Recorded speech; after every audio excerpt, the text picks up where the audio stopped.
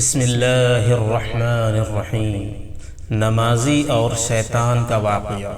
ناظرین اکرام، السلام علیکم ورحمۃ اللہ وبرکاتہ۔ بڑا ایمان افروز اور مختصر سا واقعہ ہے، آخر تک ضرور دیکھیے گا۔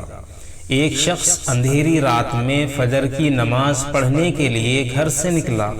اندھیرے کی وجہ سے اسے ٹھوکر لگ گئی اور وہ منہ کے بل کیچڑ میں گر گیا۔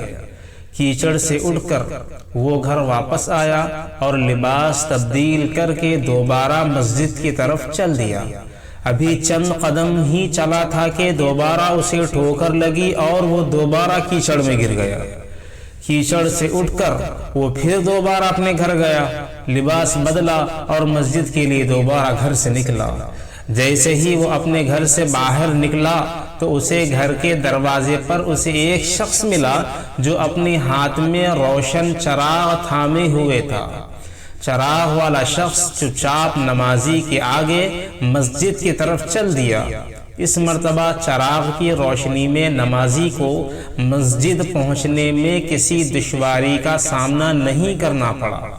وہ خیریت سے مسجد پہنچ گیا۔ مسجد کے دروازے پر پہنچ کر چراغ والا شخص رک گیا۔ نمازی اسے چھوڑ کر مسجد داخل ہو گیا اور نماز ادا کرنے لگا۔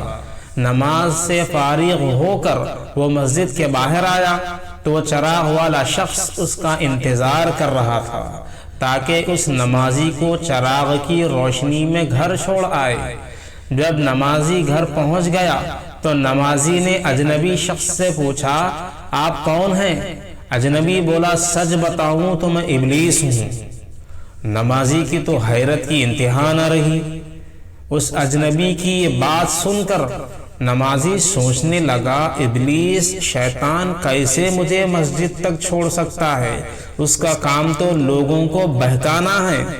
تو اس شخص نے بڑی حیرت کے ساتھ ابلیس سے پوچھا، تجھے تو میری نماز رہ جانے پہ خوش ہو جانا چاہیے تھا، مگر تم تو چراغ کی روشنی میں مجھے مسجد تک چھوڑنے آئے۔ تو ابلیس نے جواب دیا کہ جب تمہیں پہلی ٹھوکر لگی اور تم لباس تبدیل کر کے مسجد کی طرف پلٹے تو اللہ تعالیٰ نے تیرے سارے گناہ معاف فرما دیے۔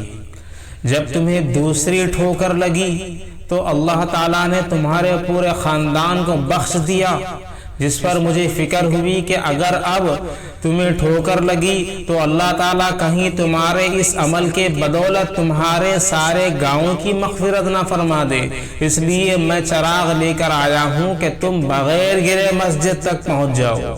اس شخص نے جیسے ہی یہ بات سنی تو اس نے اللہ تعالیٰ کی بارگاہ میں اپنا سر جھکا کر اللہ کا شکر ادا کیا۔ تو دوستو، یہ ہمارے رب کی شان ہے، سبحان اللہ۔